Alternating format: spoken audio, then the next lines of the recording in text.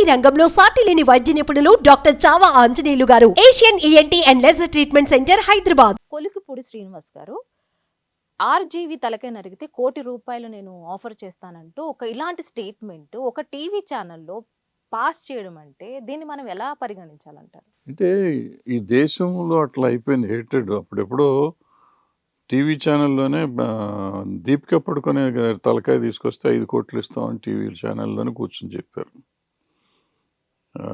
మరి అప్పుడు ఏం చేశారు, అందుకని ఇప్పుడు ఏం చేస్తారు? అసలు చేసిన వాళ్ళని ఆ రోజు ఎందుకు అరెస్ట్ చేయలేదు, ఈ రోజు ఎందుకు అరెస్ట్ చేయకూడదు? అసలు మర్డర్ చేయటం అనేది పబ్లిక్గా టీవీలో చెప్పడం, అవతల వాడు మంచాడా చెడ్డాడా అనేది కాదు పాయింట్ ఇక్కడ. అసలు మనం ఈ చట్టాన్ని దగ్గరికి తీసుకుంటాము అనేది చట్టపరంగా ఏదైనా చేయొచ్చు, ఎవరినైనా కానీ. అది కాకుండా ఇది చేయటం అనేది తప్పు. అసలు ఆ మాట అనటం తప్పు, ఆ మాటని పట్టించుకోకుండా ఉండటం కూడా తప్పు. అంటే ఇప్పుడు కేసులు మనం పెట్టక్కర్లేదు. ఈ పబ్లిక్లోకి వచ్చినప్పుడు ఆ రోజు పద్మావతి ఆవిడ దీపిక పడుకొని అన్నప్పుడు కానీ, వీళ్ళని అన్నప్పుడు కానీ సుమోటోగా తీసుకొని కోర్టులో తీసుకోవాలి కేసులు. అవి చేయట్లేదు ఎవరు. ఇక్కడ ఏంటంటే ఎవళ్ళ రాజ్యం అంటే వాళ్ళు నడుస్తుంది, ఎవరి మాట అయితే వాళ్ళది నడుస్తుంది. సో ఈ కరెక్ట్ అయిన పద్ధతి కాదు, ఇది కరెక్ట్ అయిన పద్ధతి కాదు. అట్ ద సేమ్ టైం ఈ రామ్ గోపాల్ వర్మ గారు ఏదైతే సినిమా తీశారో ఆ సినిమా ఇప్పుడు కానీ అంతకుముందు ఏదో లక్ష్మీ పార్వతి ఏదో తీసినట్టు, లక్ష్మీ ఎన్టీఆర్ ఏదో డైరెక్ట్గా వాళ్ళని పోలిన మనుషుల్ని పెట్టి అదే పేర్లు పెట్టి చేయటం అనేది మరి నాకు తెలిసి సెన్సార్ రూల్స్ ప్రకారం చేయకూడదు. ఎందుకంటే అప్పట్లో ఎన్టీ రామారావు గారు ఏదో సినిమాలో గుర్తులేదు నాకు పేరు, ఆయన సొంత సినిమాలోనే సత్యసాయిబాబా లాగా గెటప్, సత్యనారాయణ గారికి గెటప్ ఇస్తే సెన్సార్ అబ్జెక్ట్ చేసి 6 నెలల పైన కేసు ఉండి తర్వాత ఏదో పేర్లు మార్చి హడావిడి చేసి చేశారు. తర్వాత నా సినిమాలో కూడా ఏదో ఎఫ్ఎం పిఎం అంటే కూడా కట్ చేసి 6 నెలలు నేను సెన్సార్ ఆఫీస్ చుట్టూ తిరుగుతూ వచ్చాను. ఇంకొక సినిమాలో కూడా చిరంజీవి గారి పేరు పెడతాంటే చిరంజీవి గారి దగ్గర నుంచి లెటర్ తీసుకురండి అన్నారు.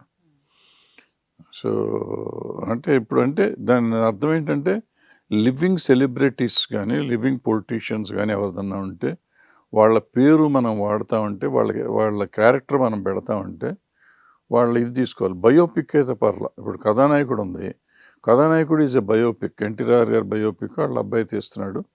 సో వాళ్ళ లెటర్ అఫిషియల్ లెటర్ ఆయన కొడుకు ఫ్యామిలీయే కాబట్టి వాళ్ళ అఫిషియల్ లెటర్ అన్నాడు. బట్ ఇక్కడికి వచ్చేటప్పటికి దీంట్లో జగన్మోహన్ రెడ్డి గారు బయోపిక్ అయి ఉండొచ్చు. బయోపిక్ అయినా కానీ ఇటు పక్కన చంద్రబాబు నాయుడు గారు వీళ్ళందరినీ చీప్గా తయారు చేయటం లేదు. సో నీకు హుందాగా వాళ్ళు పొలిటీషియన్స్ పోరాడుకున్నారని తీసుకుంటే పర్లేదు. వీళ్ళ ఫేసులు వీళ్ళలాగానే ఉండే మనిషిని పెట్టి వీళ్ళని విలన్లాగా చూపిస్తూ చేయాలంటే 100% చంద్రబాబు నాయుడు గారిది కానీ పవన్ కళ్యాణ్ గారిది కానీ అందులో ఎవరెవరు క్యారెక్టర్స్ పెట్టారు, లోకేష్ గారిది కానీ వాళ్ళ దగ్గర నుంచి అఫిషియల్గా లెటర్స్ తీసుకుని చేయాలి, పర్మిషన్స్ తీసుకొని చేసుకోవాలి. అది లేకుండా ఆ మధ్యలో కొన్ని సినిమాలు ఆయన పిఎం మన్మోహన్ సింగ్ గారి మీద తీశారు, ఆయన మీద అది తప్పే. ఇవన్నీ అసలు ఎట్లా తప్పులు చేయనిస్తున్నారు, ఎట్లా సెన్సార్. ఇప్పుడు ఏమవుతుంది, అక్కడ సర్టిఫికేట్ ఇచ్చారు కాబట్టి ఇక్కడ సర్టిఫికేట్ ఇవ్వాల్సిన పరిస్థితి, లేకపోతే సెన్సార్ రూల్స్ మార్చేశారా? అసలు ఇలాంటి సినిమాలు తీయొచ్చా ఎవరైనా?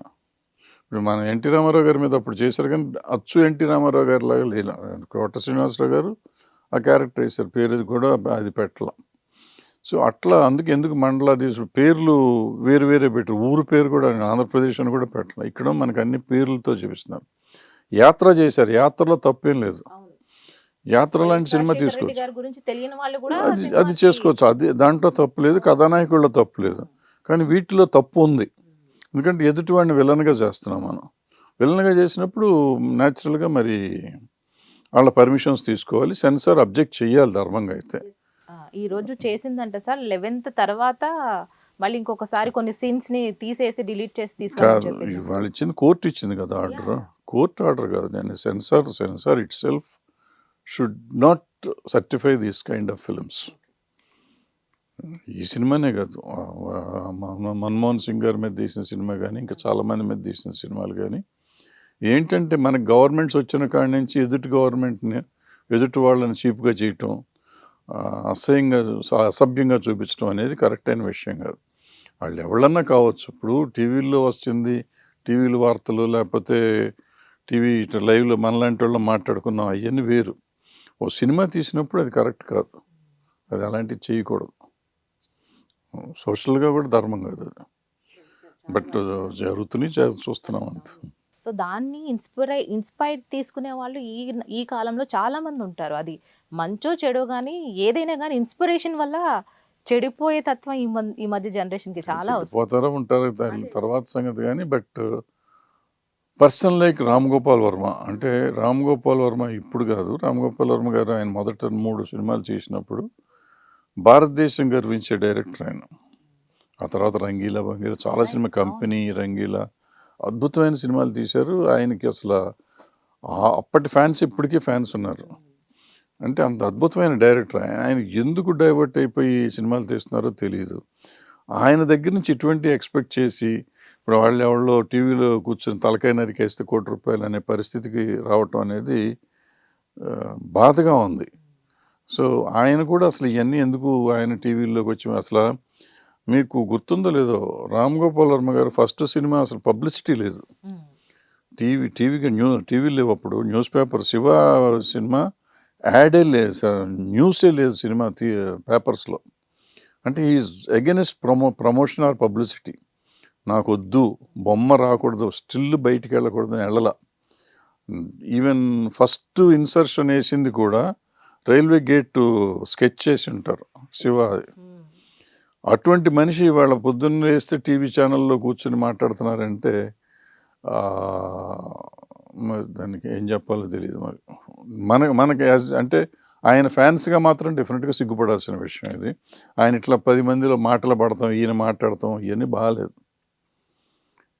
డెఫినెట్గా డిస్గస్టింగ్గా ఉంది, ఇరిటేటింగ్గా ఉంది.